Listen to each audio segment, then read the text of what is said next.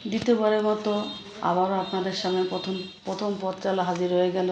আমার আজকের বিষয় টেবিল বটি, কাঁচকলা, কচু কাটার আগে ও পরের কিছু টিপস নিয়ে।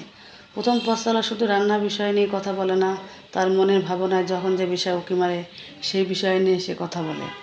আমার এই ভিডিও যদি আপনাদের ভালো লাগে তাহলে আগের 4টা ভিডিও দেখার জন্য অনুরোধ রইল। তাহলে এবার শুরু করা যাক। আমার সামনে যে বটিটা আপনারা দেখতে পাচ্ছেন, এটা একটা টেবিল বটি। এই টেবিল বটি দিয়ে অনেকেই মনে হয় সব কিছুই কাটা যায়। সাধারণত যাদের মাথায় সমস্যা থাকে তারাই এই বটি নিয়ে থাকে। আসলে এই বটি দিয়ে যদি আপনি সব কিছু কাটেন তাহলে আপনার বটি দীর্ঘস্থায়ী হবে না, নষ্ট হয়ে যাবে, ভেঙে যাবে। এই কারণে আপনাকে যদি বটিটা নিতেই হয় তাহলে একটা অর্ডার দিয়ে বটিটা নেবেন, তাহলে আপনি আপনার নিজের পছন্দ মতো বানিয়ে নিতে পারবেন। এই বটি দিয়ে যে কাজগুলো করা যায় সেটা হলো হালকা ধরনের শাকসবজি, ফলমূল, পেঁয়াজ, মরিচ, ছোটো মাছ, দেশি ছোটো মাছ, এগুলো কাটলে আপনার বটি দীর্ঘস্থায়ী হবে। কিন্তু যদি আপনি শক্ত হাড়ওয়ালা, কাঁটাওয়ালা মাছ মাংস কাটেন তাহলে আপনার বটি ভেঙে যাবে, নষ্ট হয়ে যাবে। রেডিমেড বটি যদি আপনি না নিয়ে একটা অর্ডার দিয়ে বানান তাহলে আপনার এই লোহাটা ভালো হবে, তা না হলে মরিচা ধরে যাবে। এই বটির যে স্ক্রু দেখতে পাচ্ছেন, এটা যেখানে লাগানো আছে একেবারে শেষের দিকে, এটা আরেকটু এদিকে আগিয়ে লাগালে বেশি প্রেশার দিয়ে কাজ করা যাবে।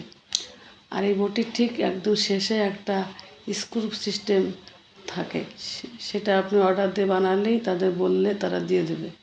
তাহলে আপনার বটি নড়াচড়া করবে না, কাজ করতে সুবিধা হবে। আবার যেখানে বটিটা লাগানো আছে, বটির যে লোহাটা, ওখানে একটা স্ক্রু সিস্টেম থাকে। ওই সিস্টেম অনুযায়ী আপনি বটি আপ ডাউন করতে পারবেন। আপনার যেভাবে সুবিধা সেইভাবে আপনি করে কাজ করতে পারবেন। রেডিমেড কিনলে আপনি সেভাবে পাবেন না। এখন আসি আমার দ্বিতীয় টিপস নিয়ে, কাঁচকলা বিষয়ে।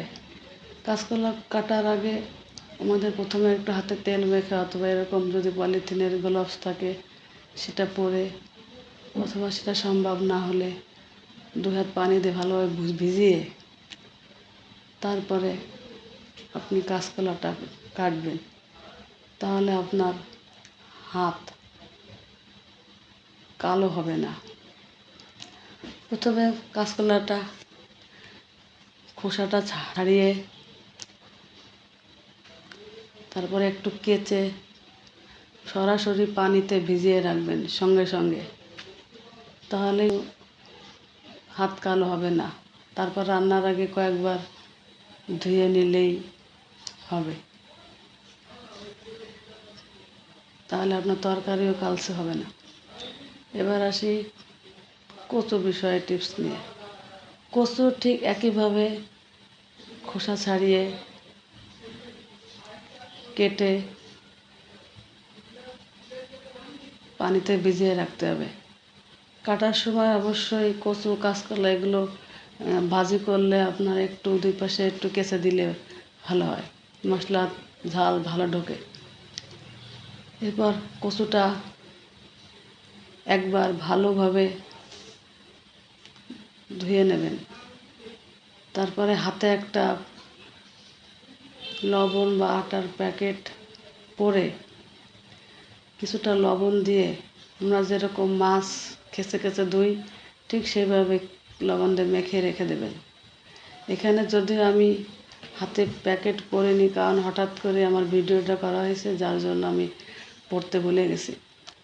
তাহলে আপনার হাত চুলকাবে না, আর কচু রান্নার পরে আপনার খেতেও ভালো লাগবে, সফট লাগবে।